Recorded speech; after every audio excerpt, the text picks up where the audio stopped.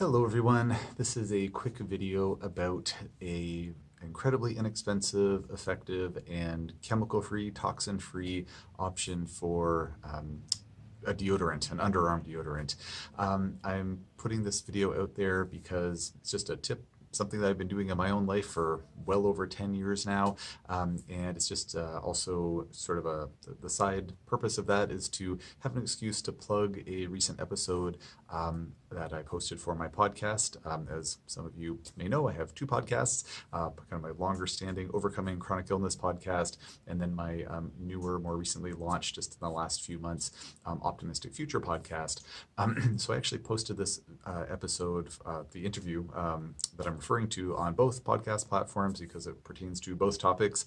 People with chronic illnesses generally should probably avoid toxic chemicals because it can interfere with their healing process. And then also folks that care about the health and well-being of our planet, our environment, the health of ourselves and our families and people around us should also care about toxic chemicals and trying to minimize our exposure to those and our excretion of those into the environment at large.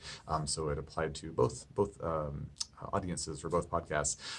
But in particular, I want to draw more attention to the Optimistic Future podcast because, again, it's just getting launched off the ground, or just getting or recently launched, and just trying to get some more awareness about it because the whole purpose of that podcast is to raise awareness about little things that we can all do in our day-to-day lives to make the world a better place. When we look at the world around us, if we really take a good hard look, it's like, there's quite a few challenges out there. There's environmental challenges, there's economic challenges, there's social challenges, political challenges, can all be a bit overwhelming, or a lot overwhelming if you really start to think about it. But it's my steadfast belief that there are small things that we can do each day, and collectively it can make a really, really big difference. So whether it's something as simple as shutting off the water, when you're not using it when you're washing dishes to save energy in that way, or not mowing your lawn until June, don't mow your lawn in May and inadvertently destroy habitats for pollinators, or it's using this inexpensive, easy to access,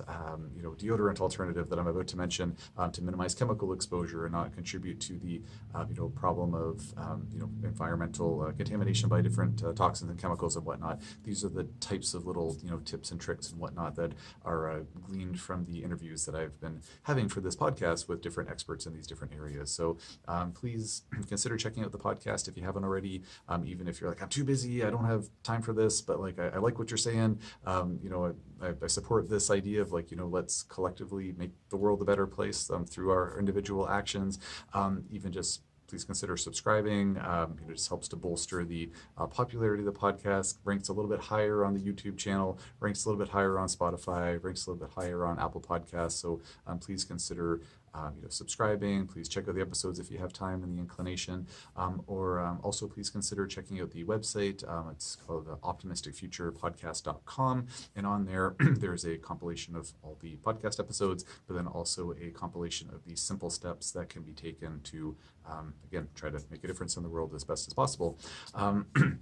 So with all of that out of the way, with that shameless plug for my podcast, and it's a not-for-profit podcast. I make no money, have no financial gains or other gains in any way, shape, or form with this podcast. Just something that I've put out there to try to do some good in the world over and above what I do in my naturopathic practice here, helping folks with their health issues and whatnot. So anyways, that's where it's coming from, just a place of altruism as best as I can. So long and short of it, let's talk about this deodorant alternative. So this is something I've been doing in my own personal life for the last 10 years or so. Not to divulge too much about my personal life here, don't need to tell you about my daily hygiene practices, but for years I was just really unsatisfied with the results that I was getting from natural deodorants. Some of them were better than others, but then you look and it's like, it's maybe a healthier alternative, or like a more environmentally friendly alternative than a standard deodorant that's, artificially scented with chemicals and full of all these things I can't pronounce.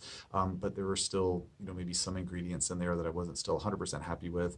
Went to certain ones that just didn't seem to work very well at all. And so I wound up just moving on to just plain old baking soda. Baking soda is, of course, one of the least expensive things on the planet. You can get a gigantic box of it for hardly any money at all, much less expensive than a standard deodorant.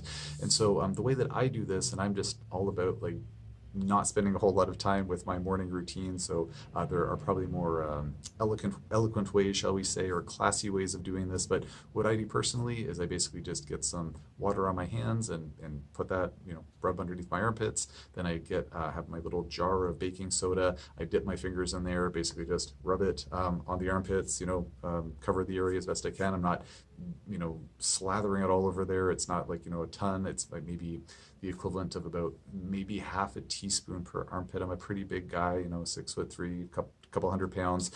So, about half a teaspoon, give or take, per armpit, maybe give or take. I've never actually measured it before, but just, enough on, maybe it's a quarter of a teaspoon. Basically just, rub that in the armpit area, wash my hands afterwards, and then that's it. If I have the time, I'll let it air dry. If I'm running out the door, I just put on my undershirt, get dressed, and I'm off to the races.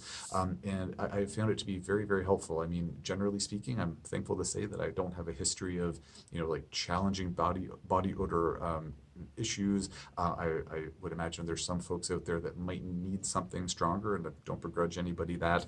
If you need to use a stronger deodorant, it is what it is. But I've found it to be very, very helpful. Even if it's been, a long day, a summer day, playing with my kids, sweating, that kind of thing, it's not like, oh man, by halfway through the day, I sure wish that I had some, chemical deodorant on there. It seems to work, very, very well for me. And again, I've been doing this for, about 10 plus years, give or take. I remember being away on a retreat with my wife, and that was when I tried it for the first time for whatever reason. I don't really remember exactly why.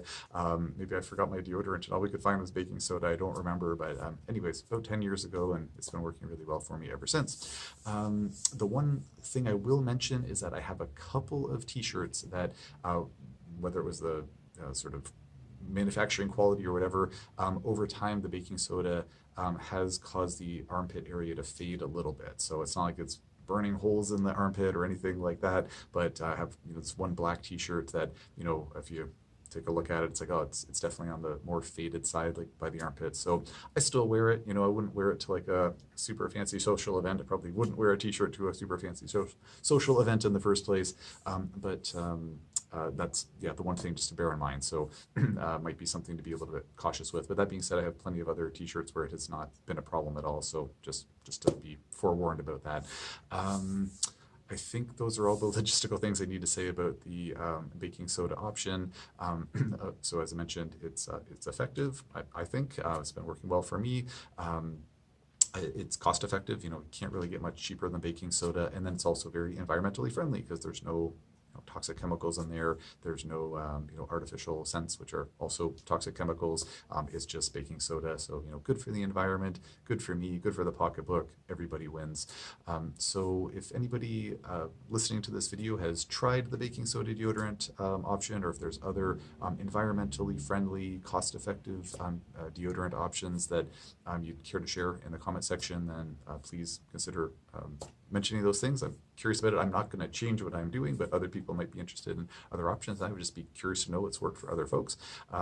If you're watching this on Instagram, then I am by this point I've posted it, so I will have done a co-posting, kind of like a co-collaborative post with the Optimistic Future podcast account that I have on Instagram. So if you're watching this on my dr.brianraid.nd account, then please just consider clicking on the Optimistic Future podcast account, and then please consider following, or that's what we do on Instagram, following. If you're watching this on YouTube, I do have an Optimistic Future podcast YouTube account, so if you don't mind, going over to that, I'll put a link in the description below, and please consider subscribing to the YouTube account. And then if you're watching this on Facebook or Twitter, then I don't have Optimistic Future accounts on either of those platforms as it stands, but please consider checking them out on the other platforms, or go to your favorite podcast hosting site or service, and please consider subscribing.